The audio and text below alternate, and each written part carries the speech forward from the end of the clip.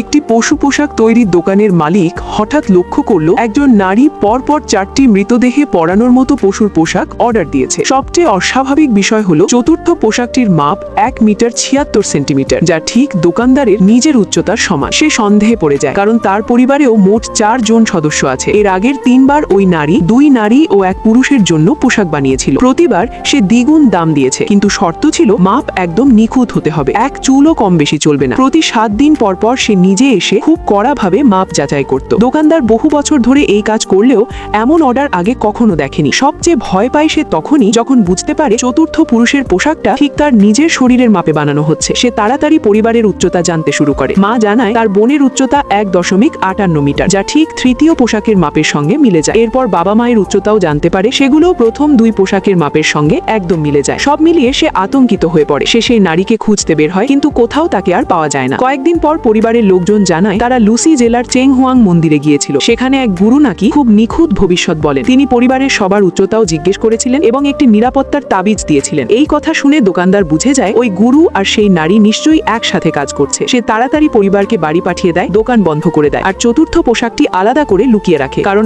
আজই সেই নারীর শেষ পোশাক নিতে আসার দিন। ঠিক তখনই হঠাৎ ঠান্ডা হাওয়া বয়ে দোকানের দরজা খুলে যায়। নারী এসে হাজির হয়। ভয়ে দোকানদার বলে কারখানার মেশিন নষ্ট হয়েছে, আগামীকাল নিতে আসতে। কিন্তু নারী জানায় আজই না পেলে সে এখান থেকে যাবে না। কিছুক্ষণ পর সে চলে যায়। দোকানদার গোপনে তাকে অনুসরণ করে। দেখে সে লুসি জেলার বাসে উঠেছে, কিন্তু সেখানে পৌঁছে আবার তাকে আর পাওয়া যায় না। পরদিন দোকানদার চেংহুয়াং মন্দিরে যায়। সেই গুরু তখন ভবিষ্যৎ বলছিল। চাপে পড়ে গুরু স্বীকার করে একজন কালো পোশাক পরা লোক তাকে টাকা দিয়েছিল শুধু পরিবারের উচ্চতা জিজ্ঞেস করার জন্য। দোকানদার দ্রুত দোকানে ফিরে আসে, কিন্তু সেখানে শুনে সে স্তব্ধ হয়ে যায়। সে না থাকার সময় ওই নারী এসে চতুর্থ পোশাকটি নিয়ে গেছে। ভয়ে সে সঙ্গে সঙ্গে বাড়িতে ফোন করে, কিন্তু কেউ ফোন ধরে না। সে দৌড়ে বাড়ির দিকে ছুটে যায়। দরজা ভেঙে ঢুকে দেখে টেবিলে খাবার সাজানো, এখনো গরম। ঘরের ভেতরে অস্বাভাবিক নীরবতা। ধীরে ধীরে তারা শোবার ঘরের পর্দা সরায়।